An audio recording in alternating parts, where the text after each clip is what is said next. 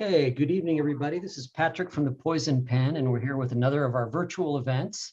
And today we have Erica Ruth Neubauer with us, and she's going to be talking about her brand new book, Murder at Wedgefield Manor, which is the follow-up to Murder at the Mina House, which has been a fantastic success everywhere, and especially for us. And Barbara's holding up a copy of Murder at Wedgefield Manor, and Erica has signed copies, and they are currently en route to us right now as we speak. So I'll put up a link in the comments field for anybody who'd like to order one of the remaining copies that we have left. And also, if you have any, throughout the program, if you have any questions for Erica, please type them in and I will be happy to ask them. And then in the meantime, I'm going to disappear for a little while and hand it over to Barbara Peters. Thank you, Patrick. Patrick is upstairs in, excuse me, the new Poison Pen Annex, because I'm happy to say that the regular Poison Pen has actual customers in it, which is really a nice change. We've only been able to do that for a few weeks now, but almost all the staff is vaccinated. And so we've had to move our It's so great. It's so great to be open again. You know, it really is. And I was just checking and I saw some casual passerby spend $500. And I thought, you know, we've really missed that. I know. Great to have them back. In any case, Erica, this is a very colorful cover. Is this the same artist that did your first book, The Murder at the Mina House? It is. It is. I really like what they're doing. I think it really pops. Yeah, I do too. Nice use of color and some stylized elements and so forth. So, and I'll tell you, you know, a sign that you are gaining stature as an author is in your first book, the title tends to be the large thing and the author name tends to be smaller, but you're now on your second book and you're almost equal in size. And yeah, by the time you get to the third book, it may very well be that Erica Ruth Neubauer is the largest type element in the cover design, but there's a lot going on in this book. There's the English country manor, which is essential for this kind of story. There's the little plane that is part of the plot flying by. There's the butling. Yep. And there's the Avatrix in her fabulous outfit. Is that Jane? It is. It is Jane, right? Jane Wonderly, our heroine. And then there's a small dog, possibly a sheep, but I think it's a small dog down here on the bottom. And yet there's just sort of enough to suggest the same feeling as Murder at the Mina House, which we should probably talk about for a moment because we got together over that. And I had actually stayed at the Mina House, the modern one. But you, writing in the mid-1920s, would have been writing about the Mina House as it existed then. It was still really kind of a holdover from Victorian and Edwardian travel, wasn't it? It really was. It was originally built as a hunting lodge for the royal family, and then it was purchased by a couple, and then it was purchased by another couple, and each of them sort of developed it into a hotel in varying degrees. Yeah, it was a very popular tourist destination or place to stay. Well, I mean, it's right there in Giza, and yeah. if you get the right room, as I was able to do, you can trundle out on your balcony with your cup of coffee and possibly a piece of chocolate, and sit there and watch as the sky brightens and the Great Pyramid looms, and it's just magical. So the location of the Mina House, you just can't beat. In fact, the old Khedive's palace is still there on the grounds, but I'm not sure that it's been restored. I mean, I remember seeing it, but nobody suggested that we go over and tour it. No, nobody suggested that to us either. Right. So the Mina House today is a Marriott, which takes some of the glamour out of it. But nonetheless, the location and the grounds are there. And if you go to Egypt and you want to visit the pyramids, I can't suggest strongly enough that you stay there, because to try to travel in and out of Cairo is a traffic nightmare, even probably right now with COVID. And you could spend hours. So it's part of that whole experience to go to the Mina House. But why are Ruth and her aunt, sorry, not Ruth, Jane, you're Ruth, and her Aunt Millie Why have they come to the Mina house and get themselves involved in mystery and murder? So Millie had her own ulterior motives for traveling, which Jane didn't know about initially. But Millie suggested taking a vacation, and Jane had always wanted to see the pyramids, much like I have always wanted to see the pyramids. So that was definitely a bucket list trip for me. But they always wanted to, so she always wanted to see the pyramids, and so that's where she suggested they head to, and so they're just traveling together. And so for this book, because of some secrets that were revealed in book one, instead of traveling home, they decided to go to England to spend time with some family. So while they are at the Mina house, we learned that Jane is a war widow, World War One, and she's not an unhappy war widow. In fact, she's a seriously relieved war widow. What's the story there? As much as I wanted this to be a really fun and escapist series, I also wanted to give her a little bit of a darker backstory, just some gravitas and some place for her to be coming from while she's, investigating crimes and murders.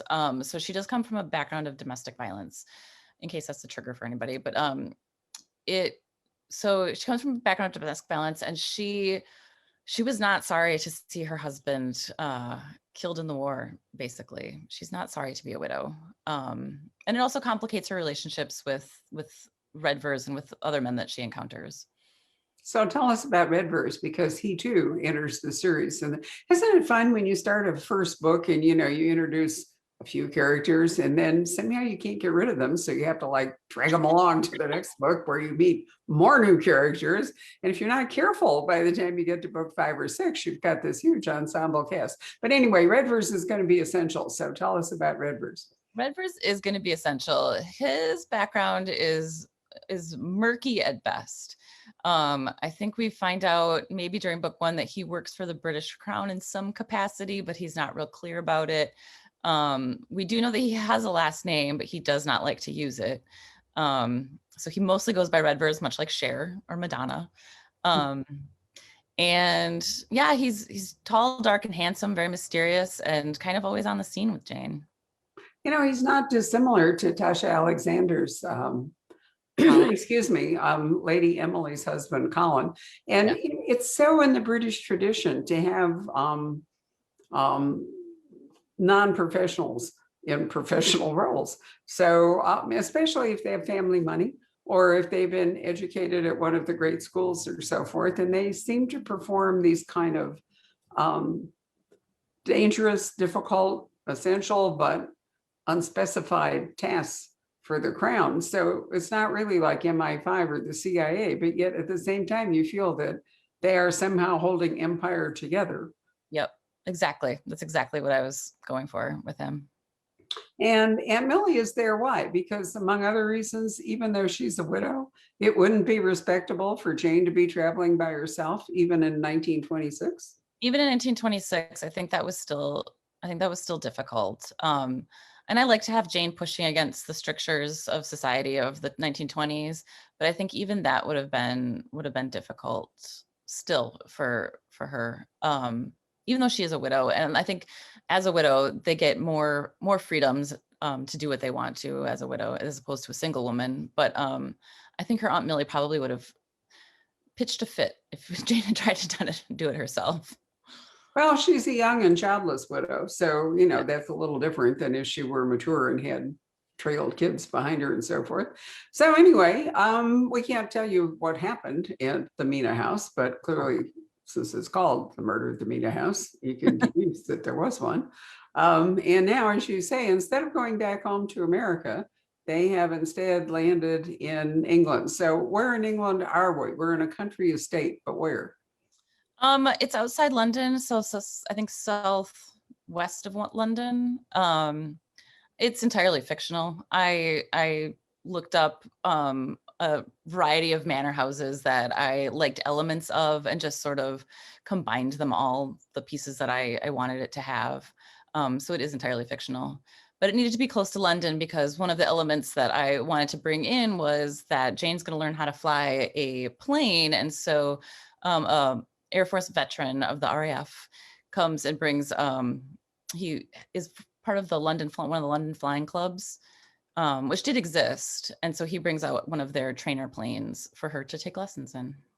But if she's going to be flying on private property, it has to be in a state with a fair amount of land, at least enough to build a private runway and all that good stuff. So the lord that owns this estate, is he invested in flying? Is this kind of a hobby with him? It was just kind of just a whim for him. He has quite a bit of money. He also feels very strongly about employing veterans. And so that was also, I think, part of his impetus to have, you know, Colonel, in my head, it's Lieutenant Colonel Hammond, because it's who I based it. I based it on my friend, Lieutenant Colonel Hammond. I cannot remember what the British equivalent of the rank is. So that's why he brings Hammond out. So he really, Lord Hughes really feels strongly about employing veterans and giving them something to do after the war. So what kind of a family does Lord Hughes have? I mean, he welcomes Aunt Millie and Jane, and he's clearly got, you know, probably 21 bedrooms and 3 bathrooms, but you know, that was sort of the ratio back then. So he's plenty of room, but he must have a staff. Does he have family of his own?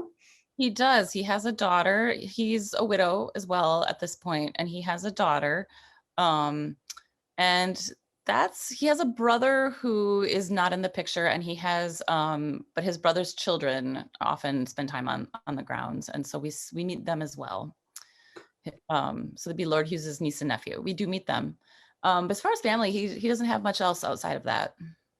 He just has a daughter? The daughter, yes. So he doesn't really have a formal heir for this property. This Correct. is before women actually generally did not inherit on its own. Although if the property were entailed, it really wouldn't have made any difference. Did you create him to be a long-standing peer or a relatively new one? Relatively new.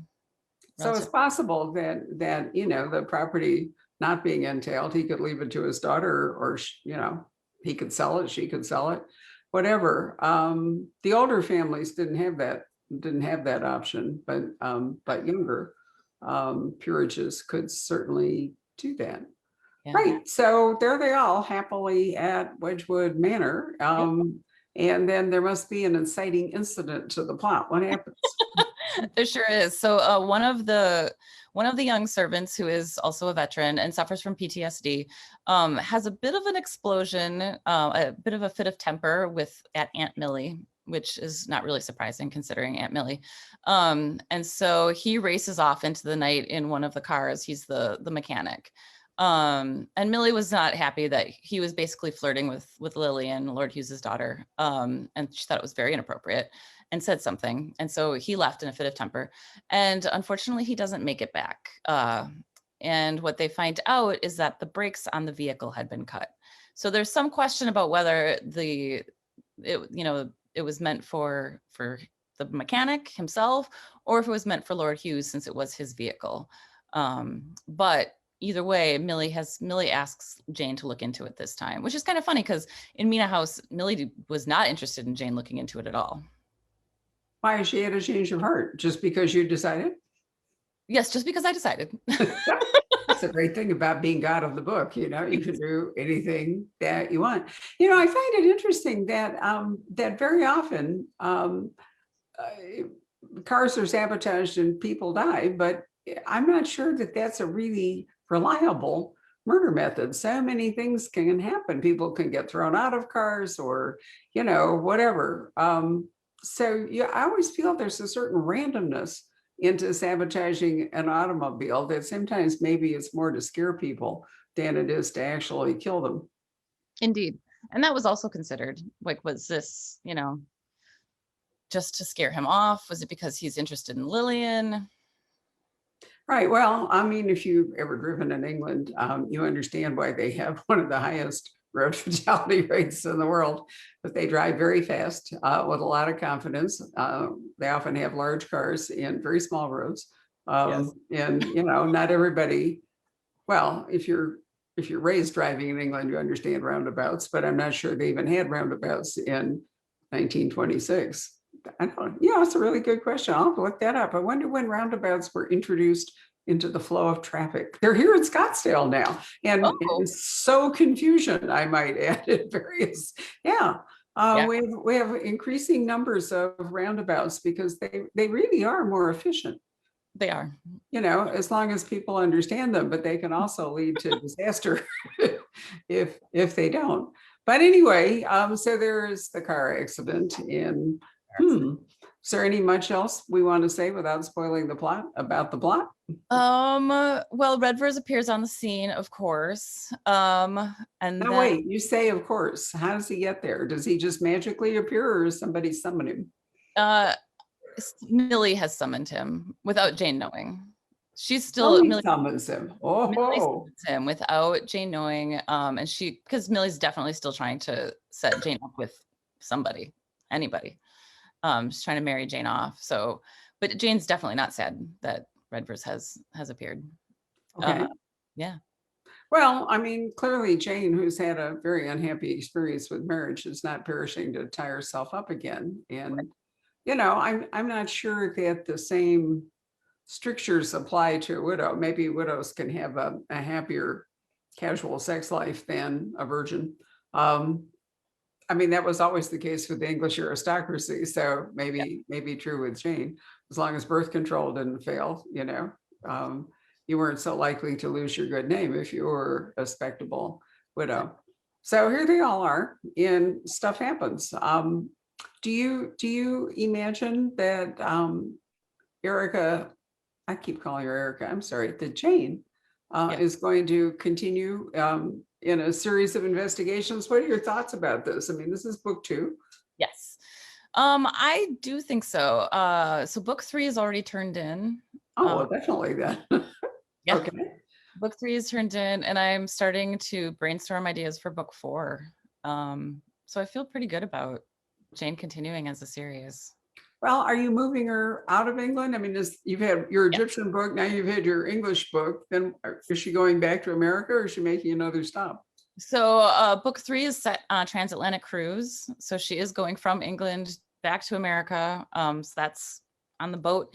And then, which I did do. I did take that trip. And then I think book 4, they're going to be in America for a very short period of time. And then I think they're going to go somewhere new to investigate. Well, Redvers is, if he's working for the British Crown in whatever capacity he may not be, he's working for, he's not going to settle down in America. So either they're going to split up or they're going to have to find some sort of roving life, so to speak. But the British Empire is still fairly far flung in 1926. It's really post World War II that it begins to, it's World War II that really shatters the empire, and one thing after another becomes independent. So they could do a lot of traveling, and he could still have a remit from the crown in any number of places: Asia, Africa, random islands. I'm really excited about all the different places that I might get to go to. Did you really, was your inspiration for starting this that you really wanted to go to Egypt? Partly, yes. Like, since I was a little girl, I've been super interested in Egypt. I remember when I was really young, taking all of the books out of the library about the pyramids, about Tutankhamun, all of that. I was really interested in it. So when I did sit down to write my first book, and also growing up on, Agatha Christie and all the masterpiece mystery stuff, at some point along the way, I also picked up romantic ideas about the 1920s during that time period. And, the elegantly dressed people and the slow fans overhead. And so when I sat down to write it, I was like, yeah, I would really love to set this there with the pyramids. And it was just a bonus that it gave me an excuse to go. Well, there were a couple of real golden ages of travel. I mean, one of them was late Victorian, Edwardian, up to the First World War, and you can still stay in hotels all around the world that were built, for that kind of traveling. But I mean, that's when people traveled. Wealthy people traveled with servants, and they traveled with steamer trunks, and they stayed. I mean, I remember the Winter Palace in Luxor, which is still the Winter Palace. It's not a Marriott.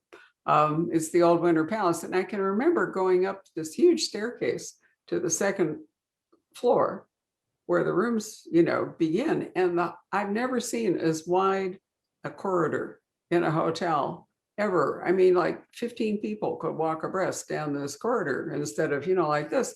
And you realize that it was built in part to accommodate women's clothing, these enormous crinolines and so Yeah. forth in the Victorian era, but also, it was there to accommodate the enormous baggage and all the servants, and all of the rooms are huge, and there are very few of them on the ground floor that have thresholds. I mean, it's almost like, building a house for the elderly today, where you try to avoid, steps and curbs so that people can roll their walkers and so forth over them. And it's incredibly spacious, very high ceilings. They didn't have air conditioning, but you could really move the air. The walls were hugely thick. So, it was, you'd never find a modern hotel that looks or feels like that. Right. And, I always wanted to go to Raffles in Singapore. That was one of my Oh, life ambitions, was to go to Raffles Hotel, but it's not Raffles anymore. I missed my chance oh, to really experience that whole colonial thing. And in Cairo, if you had gone back in those days, Shepherd's Hotel was where you really would have stayed. Probably more than the Mina House, which I think was considered more like a guest house out, on the Giza plateau, rather than, and the pyramids, by the way, are built out there in the Giza plateau because they are beyond the reach of the Nile flooding. So it really is a plateau, and the river couldn't damage the interior of the pyramids. So that's all changed, of course, with the dam, yeah. and which has caused any number of problems that are not so good, but it has controlled the flooding. So, it's hard to achieve that 19th century romance with traveling today, but probably in the 20s, even though the war had done a lot of damage, probably in the 20s, it wasn't going to be that different than the Edwardian travel days. I think you're right. I think it would have been pretty similar still. Especially because I think it's still pre-crash, so people still had money and were still traveling extravagantly. Oh yeah, no, the 20s, there was tons of money involved in all kinds of new ideas of freedom. Women's fashions had freed them from those enormous skirts and Yeah. even long skirts, and you could wear pants or trousers, as they called them. And it was completely different. Hairstyles were not all elaborate. You didn't see ostrich plumes except if you were being presented at court. Right. It was a whole different feeling, and it must have been very exciting for young people, particularly, to have come out of the war and plunged into all that without any idea, of course, what was lying ahead, not but a decade later. That's the real sad part of it, is that people in the 20s could not see what was coming in the 30s, and you almost want to say to them, party on, Right. Yeah. Yeah. do more of that, right? So what's your work job? I'm assuming that you are actually working aside from being a published author at this point. Right now I am just working for my sister for a school district. I drive around special ed kids. Other than that, I have had the luxury for the last couple of years of just being able to write full time. But we'll probably be looking for a full-time job here sometime soon once COVID lets up. I had just gotten my private investigator's license right before COVID Oh, hit. really? Yeah. And so I had been planning to do that. I was hoping to do like 30 hours a week investigating, but there just hasn't been any cases. So when you say investigating, the role of the private eye has really changed. The gumshoe label hardly applies. It's more like the keyboard kid. So what kind of work would you have been doing if you were actively being a private eye right now? So I'm still taking cases. I've only had about a case a month, one case a month since COVID hit. So I've still been doing it. It's a lot of surveillance. The person I work for, who's also a woman, she has all women working for her at her agency, actually, which is fantastic. So the woman I work for does most of the background investigations, but has us do the surveillance. So I've done a couple of domestic cases. I've done child custody case, surveillance for those. Yeah, it is kind of exciting. It's kind of exciting to follow somebody around and take pictures. Well, it's unlikely that you'd actively be investigating a crime. I mean, that's always been one of the kind of, you know, I don't know what the right word is. Private eyes probably normally did not do a lot of murder investigations. It was more, as you say, surveillance work. I think insurance fraud, client disability fraud Oh, would be yeah. an example where you would surveil people to see if their back really had been thrown out or if they truly could not perform tasks. And then, of course, there's always been the whole divorce thing, although with divorce laws having changed and no fault divorce and so forth, it's a different thing than back in the old days when divorce was at fault and payouts depended, in fact, upon proving fault and so forth. So I'm not sure. Do you find that domestic cases are really what are they more about today? Infidelity. Okay. They're basically strictly, I think my boyfriend or my significant other is cheating, and they want to prove it. To So what end? Just to end the relationship? yeah, I guess I'm always confused because in my opinion, not that anyone's asking me, but in my opinion, if you're that sure that that person is cheating on you, I think you would just end it, instead of like going to the expense. And it's pricey to hire a private investigator to follow them around. But those are quite a few of the cases that I've done. One was the client.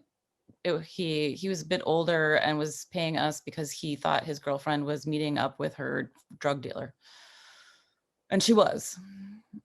So Right, but I mean, unless there was going to be, a financial benefit from proving that somebody was right. unfaithful, I'm not really sure where the point of it is. As you say, why not just end the relationship rather than, Yeah, I mean, maybe if there are children involved and it's a custody dispute, maybe there's some weight given um, to lifestyle or infidelity or so forth. But so much, even in child custody today, so much of it is divided between, I can say honestly that, I mean, because I've seen it happen. I even have one child that went through that.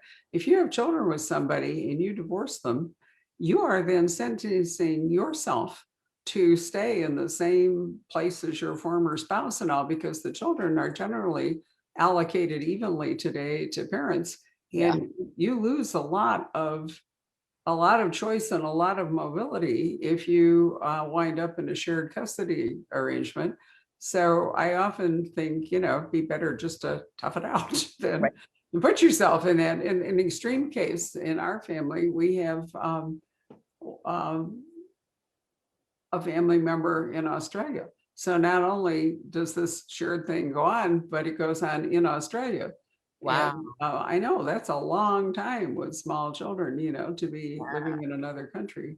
So I don't know that people really think these things through. It sounds like, oh great, I'm going to have freedom and I can do, but the reality is that you don't. Yeah, you still have to stay. Right. Yeah. So I have some personal experience with divorce, but in my case, it was before all that. So you get to decide how you wanted to do things. It was a lot freer.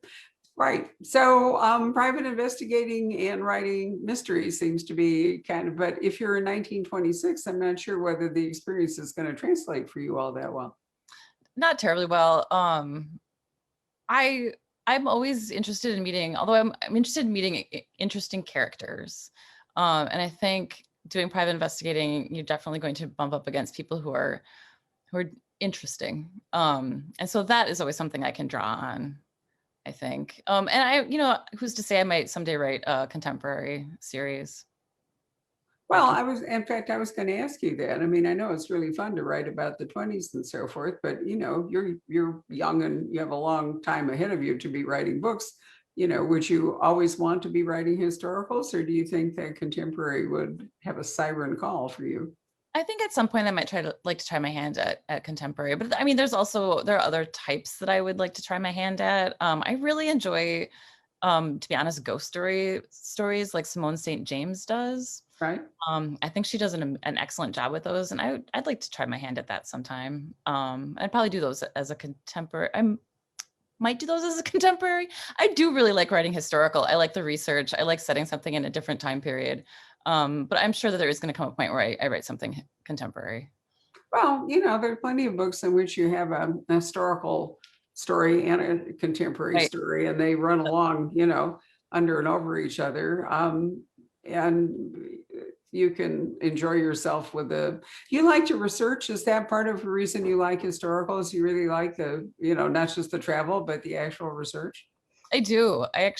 I'm really nerdy that way. I like to learn about the stuff, and before I start writing, I'll usually sit down and like read a bunch of books about whatever specific thing I'm trying to talk about. Yeah, I really enjoy that part of it. How's your ear for language when it comes to past dialogue?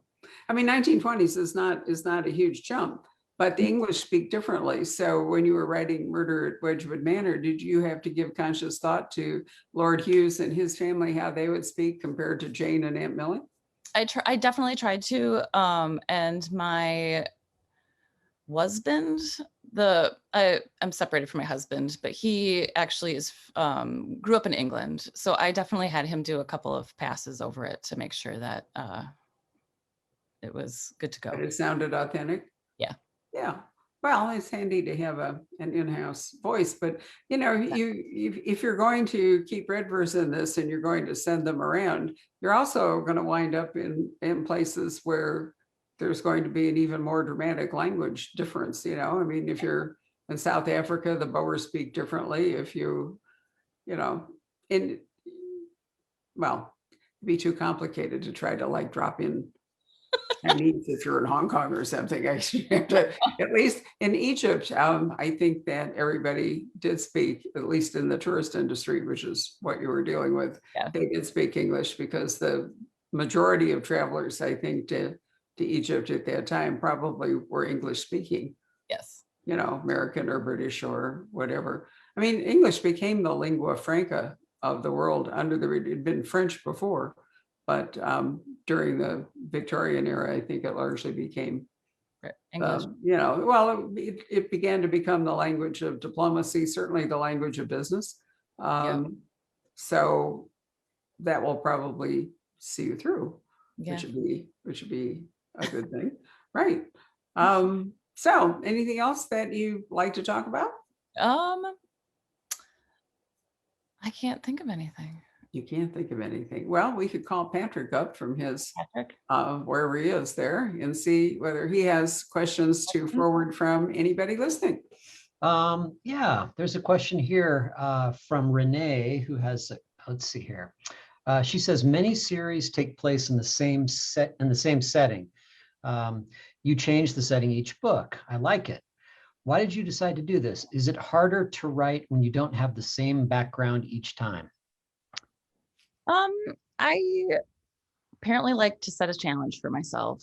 And I like to travel. I really love to travel. So it probably is going to be harder for me, but I like much like I like doing the research about new subjects and learning new things. I really like the idea of like learning about a new place each time, and not having it become too familiar.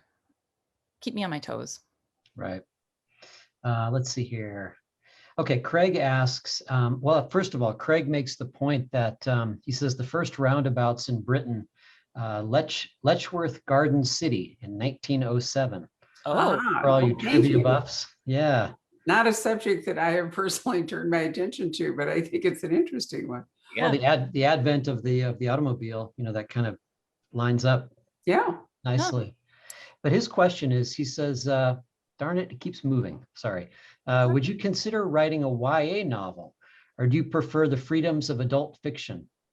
Cover artwork does lend itself toward YA genre. I'm not sure exactly what that means, but. I actually really enjoy reading YA. When I was a reviewer, I reviewed crime fiction for many years. I also reviewed young adult. So I would consider at some point writing young adult. You think you'd do a historical young adult? Probably. Yeah. It'd be easier than trying to keep up with the cutting edge. I know, Right. right? All the Yeah. technology and yeah. Yeah, right. Well, actually, I mean, yeah, I could certainly see a spinoff, from what Oh, you've already written in terms of young adult. That would be really fun. yeah. Here's a good one from your fellow Kensington author, Diane Freeman. She says, Jane Wonderly is such a perfect name. How did you come up with it? Is there a story behind it?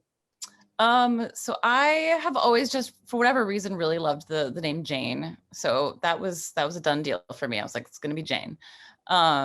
And Wonderly actually comes from the Maltese Falcon. I had watched that recently with my dad, not too long before I think I started writing. And I don't think I did it consciously, but I definitely was like, Wonderly. I love that as a name. And it just kind of stuck in my mind. So Which character was that in the Maltese Falcon? I can't remember. it's one of the Miss Wonderly. It's one of the character or the people that the names that Mary Astor's character gives. Okay. Great. Let's see. Okay, Pat asks, are Jane and her aunt based on people you know? Jane is not so much. I'm sure there's probably a lot more of me and Jane than I think there is. And I think I've been called on that by friends. But like there's some Jane, especially how much coffee I drink. But Aunt Millie is actually based on my grandmother, who is deceased. So I can say that.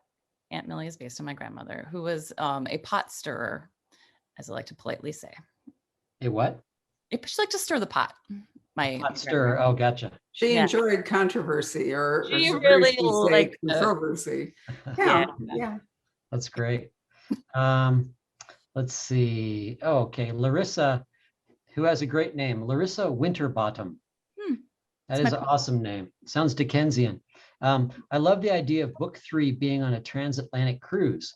Do you have any other ideas percolating for locations for Jane to solve murders in the future? So I am hoping to do either. I'm thinking maybe Greece coming up.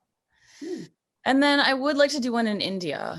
Especially I think that fits really nicely with, Redvers working for the Crown, and that was part of their reach. So I would like to set something in India. I've been to India, but it would give me an excuse to go back and see more of it.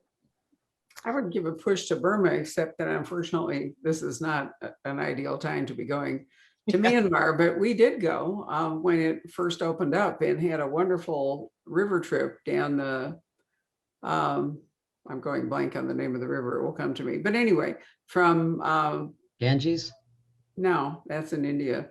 From Mandalay down to Rangoon, today called Yangon.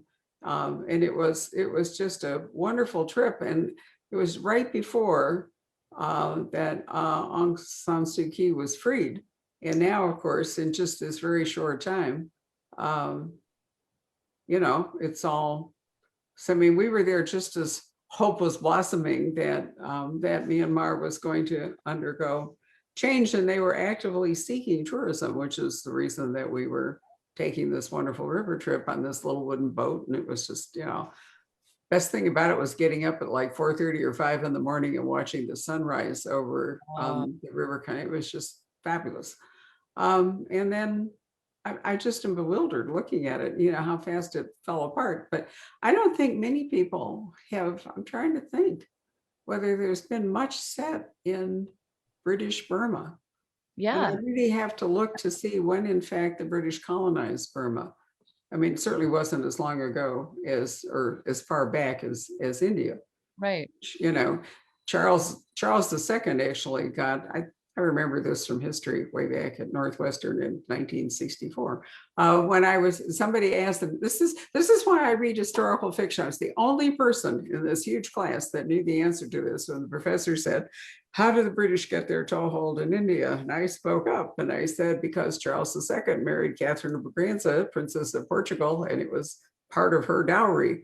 Goa was part of her dowry, and it came to the British crown. Everybody went, this woman is, I mean, and it's only because I was reading, historical fictions, probably Philippa Carr and the Kings and Queens of England or something, rather than any serious research, but it stuck in my mind. But that's how far back, the British go in India, whereas Burma would have been, I think, 19th century. I'll have to keep that in mind. Yeah, well, I'm just, just different. Yeah. Let's see, Maya asks, what is your writing process like? Did you change some things within that process when writing the second book?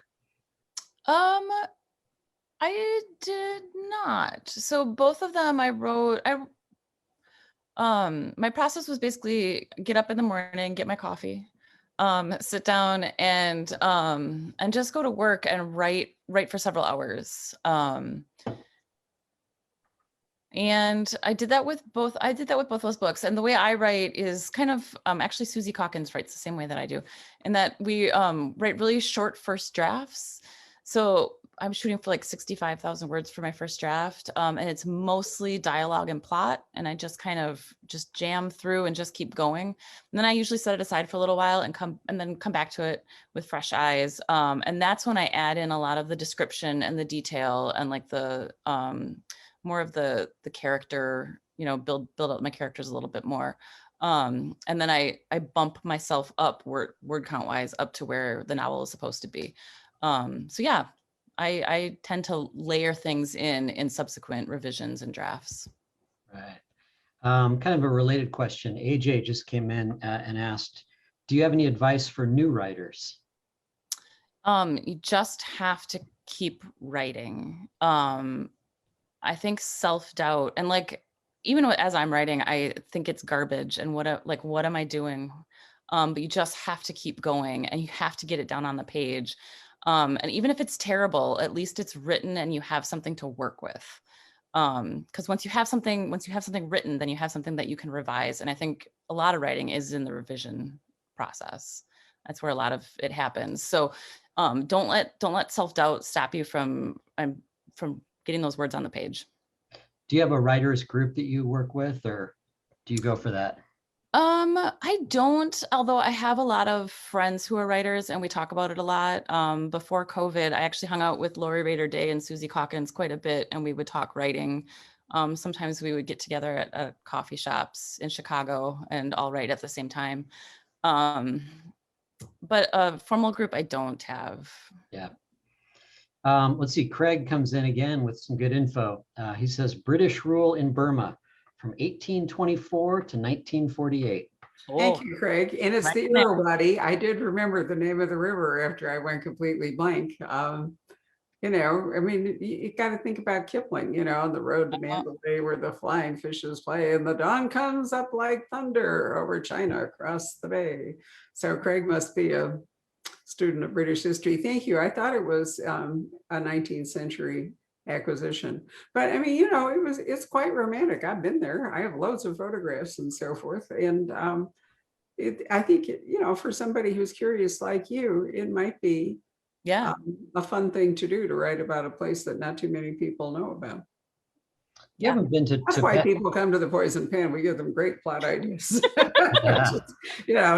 Patrick and I don't write, but we read. So a lot of fun to talk about that. Erica, speaking of reading, who is it that you are reading, or what would you like to recommend to people? I actually have been reading a lot of nonfiction lately. I would recommend Susie Calkins's book. I am reading The Sign of the Gallows.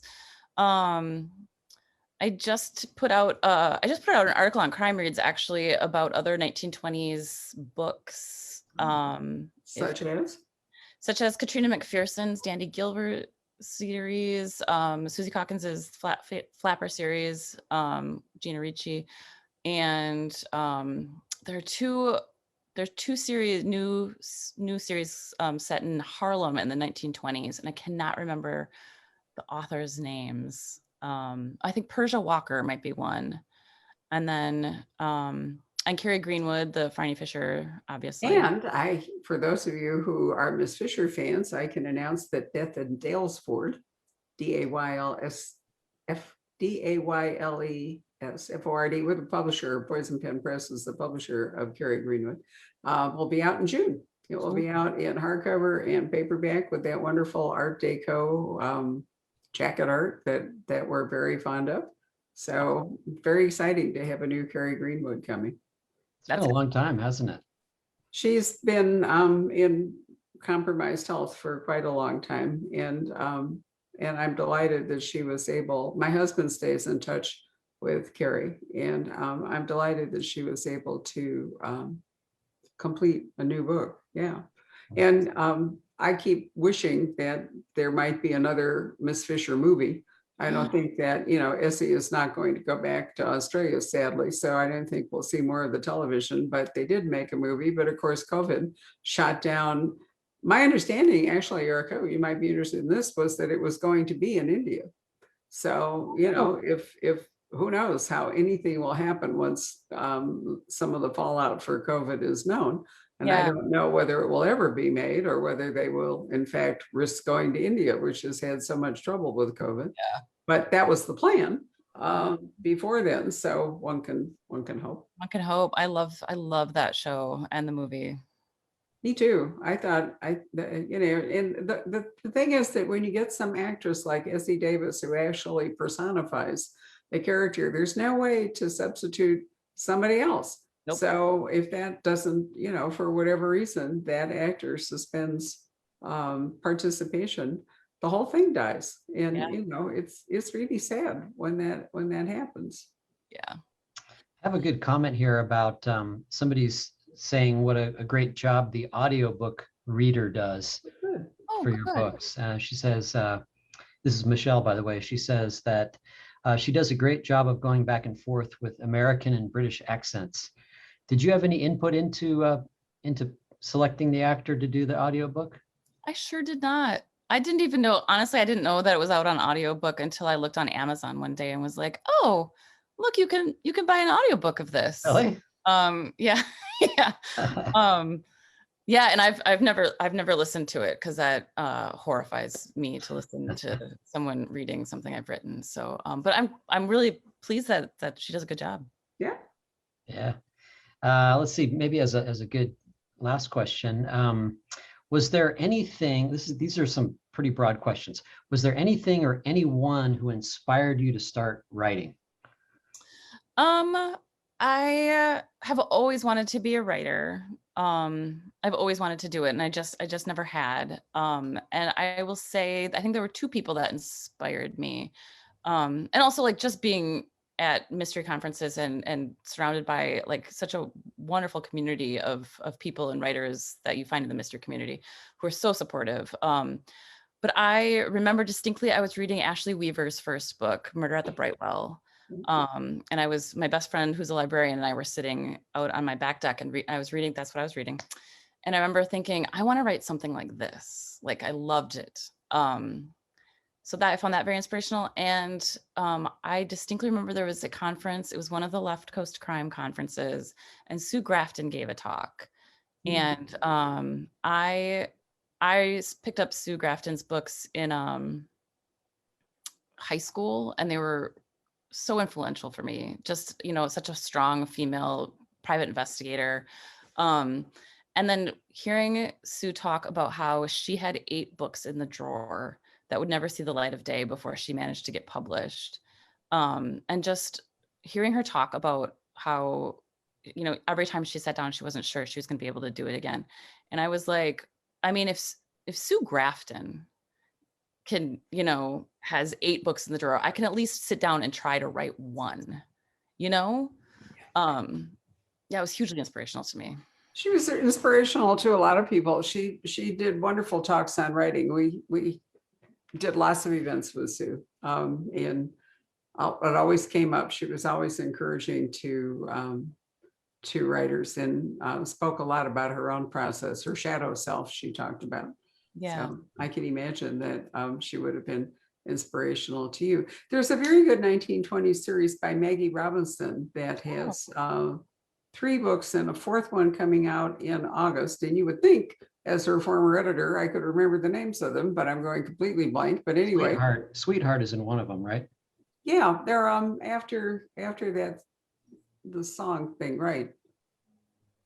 This is the problem of being old. You just can't remember things. I mean, you do, but it takes a long time for them to come to survey. Anyway, Maggie Robinson, and she's published by Poison Pen Press. And Nobody's Sweetheart, Who's Sorry Now, Just Make Believe, and then Farewell Blues is the next one. Thank you, Patrick. Isn't that nice. useful? Right. Yeah. So any case, if you've enjoyed Carrie Greenwood and so forth, then I could really recommend Maggie Robinson to you, because I think, it's interesting that it's just almost like a subgenre now of historical fiction called 1920s.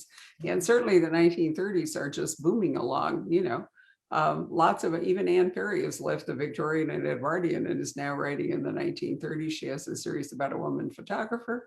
We'll be talking to her on April 16th about her Edwardian book, but nonetheless, she's still writing about Elena, and there will be a new one out there. So, one good thing about historical fiction is you can move to different eras, and it's fascinating. Anyway, it's been lovely to visit with you, Erica. Thank you so much for having me back. Well, it's our pleasure, and thank you for signing our books. I'll remind everybody that autographed copies of Murder at Wedgewood Manor are on their way to the Poison Pen. I think Mother's Day would be an excellent Mother's Day gift. And I can't wait to read about Murder on the Transatlantic Liner, whatever that will turn out to be. It sounds absolutely great. You have a fire in the fireplace behind you. Do I see flickers back there? I do. It's cold. It is cold. And here. it's 93 here. So, I mean, this is one of the great things about Zoom is that we're going, and Erica's there. No, I'm like, I'm flickering behind her. I love it. Anyway, that's the fun of it. She can be in Milwaukee and I can be home in my office and Patrick is upstairs above the Poison Pen, and we can all have this great conversation with all of you.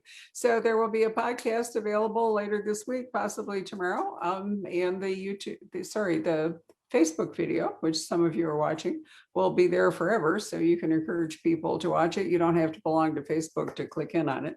So thank you all for joining us. If you have time, stick around, because we will be back with Dennis Lehane and Gillian Flynn in about 20 minutes and talk about the 20th anniversary of Mystic River, which I realized because I just looked it up. Dennis was here on February 7th, 2001. And now here we are again, just about, a little over 20 years later. So that's what happens when you've had a business for a long time. You get to have landmark events. I'm really excited about it. Anyway, good night, everybody. Thanks for joining us. Good night.